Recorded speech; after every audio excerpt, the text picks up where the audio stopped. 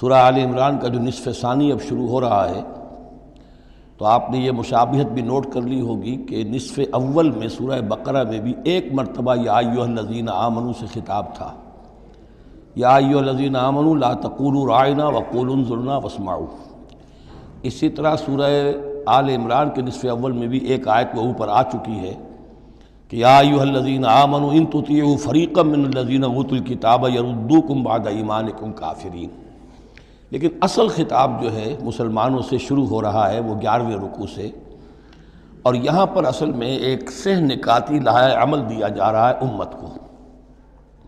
ظاہر بات ہے کہ یہ امت اب ہمیشہ قائم رہنے والی ہے قیامت تک، اور اس میں زوال بھی آئے گا، اور اللہ تعالیٰ لوگوں باہمت لوگوں کو بھی پیدا کرے گا، اولو العزم لوگوں کو پیدا کرے گا، جیسا کہ ہمیں معلوم ہے مجددین امت اٹھتے رہے ہر صدی کے اندر۔ لیکن جب بھی کوئی کام دین کی تجدید کا ہو، دین کو اثر نو تازہ کرنے کی کوشش ہو، دین کو قائم کرنے کی جد و جہد ہو، تو اس کا ایک لائحہ عمل ہوگا۔ وہ لائحہ عمل ہے جو ان 3 آیات میں جو ابھی میں نے آپ کو پڑھ کر سنائی ہیں نہایت جامعیت کے ساتھ سامنے آیا ہے، اور یہ حسن اتفاق ہے کہ یہ 3 آیات ہیں، جیسے سورۃ العصر 3 آیات ہیں، ایسے یہ 3 آیات ہیں نہایت جامع۔ اس میں پہلا نقطہ کیا ہے؟ جب بھی کوئی کام کرنا ہے سب سے پہلے افراد کی شخصیت سازی، کردار سازی۔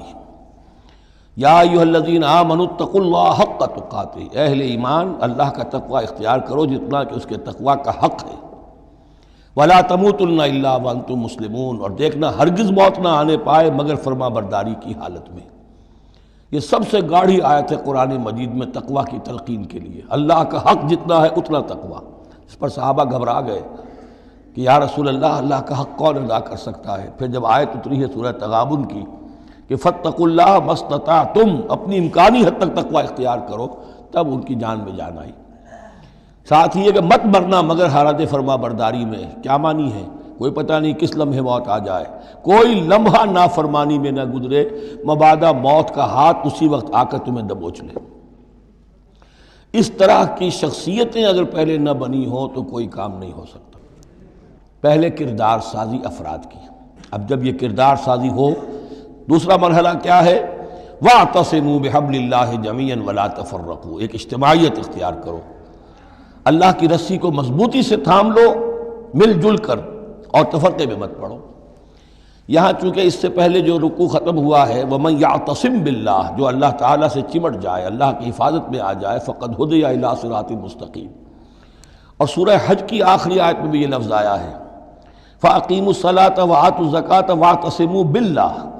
اب اللہ کی حفاظت میں کیسے آئے؟ اللہ سے کیسے چمٹے؟ اس کے لیے فرمایا وَاعْتَصِمُوا بِحَبْلِ اللَّهِ، اللہ کی رسی سے چمٹ جاؤ، اللہ کی رسی کو مضبوطی سے تھام لو۔ اور یہ اللہ کی رسی کون سی ہے؟ متعدد احادیث کے ذریعے سے واضح ہوتا ہے کہ یہ ہے قرآن۔ ایک طرف ہے انسان میں تقوی، ایک طرف اس میں علم آنا چاہیے، قرآن کا فہم پیدا ہونا چاہیے، قرآن کے نظریات کو سمجھنا چاہیے، قرآن کی حکمت کو سمجھنا چاہیے۔ انسانوں میں اجتماعیت جو ہے وہ جانوروں کے گلوں کی طرح نہیں ہو سکتی کہ بھیڑ بکریوں کا ایک بڑا ریوڑ ہے اور ایک چرواہا جو ہے وہ لکڑی لے کر ان کو سب کو ایک ڈسپلن میں لیے ہوئے ہے۔ انسانوں کو جمع کرنا ہے تو ان کے ذہن ایک بنانے ہوں گے، ان کی سوچ ایک بنانی ہوگی۔ یہ حیوان عاقل ہیں، یہ باشعور لوگ ہیں، ان کی سوچ ایک ہو، نظریات ایک ہو، مقاصد ایک ہو، ہم آہنگی ہو، نقطہ نظر ایک ہو، تبھی تو یہ جمع ہوں گے۔ اس کے لیے وہ چیز چاہیے جو ان میں یکرنگی خیال، یکرنگی نظر، یکجہتی مقاصد کی ہم آہنگی پیدا کر دے، اور وہ قرآن ہے۔ حبل اللہ هو حبل اللہ المتین، حضرت علی سے روایت ہے، حضرت عبداللہ ابن مسعود سے ہے، حضور نے فرمایا القرآن حبل اللہ الممدود من السماء الی الارض، اللہ کی مضبوط رسی ہے جو آسمان اور زمین کے درمیان تنی ہوئی ہے۔ ایک اور حدیث میں فرمایا فاستبشروا فإن طرفه بأیدیکم وطرفه بید اللہ، خوشیاں مناؤ، یہ قرآن ایسی شے ہے کہ جس کا ایک سرا تمہارے ہاتھ میں، ایک سرا اللہ کے ہاتھ میں۔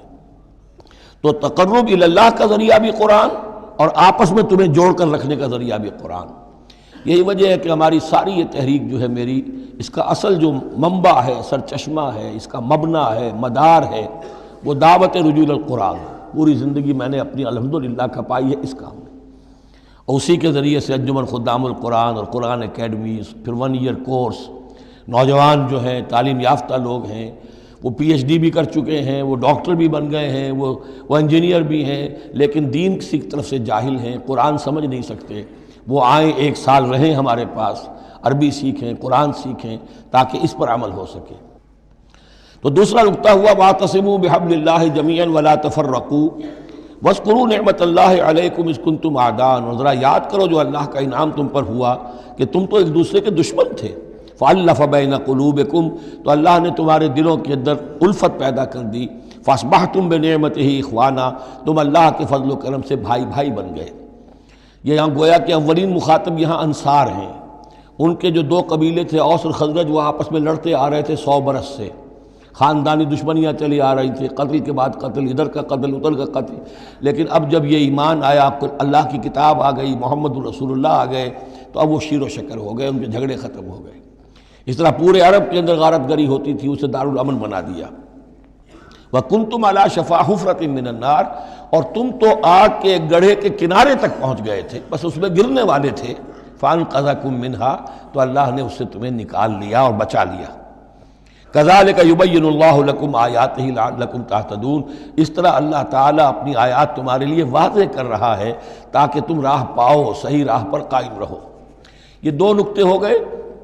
پہلے افراد کے کردار کی تعمیر، تقویٰ اور تابعداری، فرما برداری، پھر جمعیت، تنظیم، جماعت، اور اس کے لیے جو معنوی جو اس کے لیے ہے، جو محور ہے اس تنظیم کا، وہ معنوی محور کیا ہے؟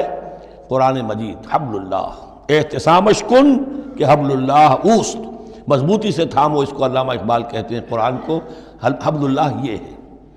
اب یہ جو حبل اللہ، اور جو اس کے لیے ظاہری شکل بنے گی، وہ بھی اس صورت میں ہم پڑھ چکے ہیں، من انصاری اللہ، کہ کوئی اللہ کا بندہ کھڑا ہو اور کہے کہ میں تو اس راستے پر چل رہا ہوں، اب کون ہے جو میرے ساتھ آتا ہے اور میرا مددگار بنتا ہے۔